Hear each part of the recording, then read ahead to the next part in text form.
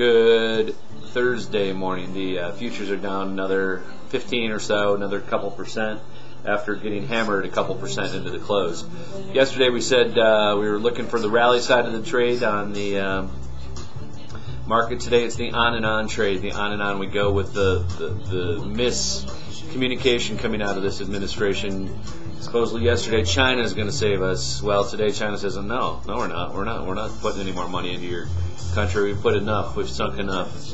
I was talking to a friend yesterday. What happens when these guys all want to come and claim all the mortgages that they're holding, and they're just going to start coming over? The sheiks are going to ride over in their ships and their camels and just say, "Hey, I own Manhattan. I'm going to take it now."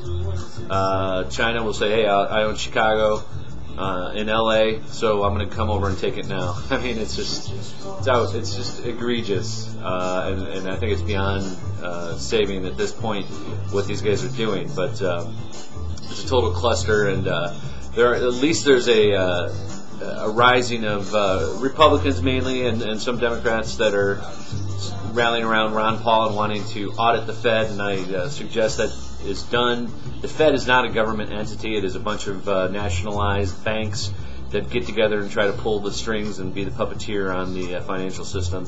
These guys need to be audited. They need to be exposed for the fraud they are. Since they were created post-Depression, they've done nothing but deflate the dollar 95% of its value. So those are the facts.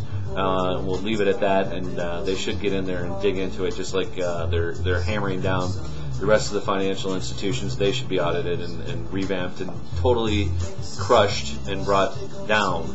There is no power in the Fed. So today the pivot's 709. We're well below it, trading here around 692, 693 with a half hour to go to the opening of the market. Again, it's on the open. Yesterday I kept saying, I was tweeting that we closed it. We opened yesterday at 6:30. We opened at 707.50. We closed at 1:15, and these are the opening hours, by the way, for the futures. They only closed for about 15 minutes, but they closed at 707 and 75 cents. Folks, that's a quarter range yesterday. Yes, we went up to a new high, but we didn't hold it at all, so it was all fake. You can't, just because it goes intraday, it has to be on a close. So again, a fake throw over yesterday. We have not made a new low today. The low overnight Monday was 681. We're sitting at 692. We're nearing it again. The Euro zone cuts rates from 2 to 1.5. The Great Britain cuts rates from 1 to 0.5. Folks, this is the oldest game. It doesn't work. It hasn't worked for forever. And you got Jack Johnson in the back playing on and on. And what else can I say about this market? It's on and on. It's endless.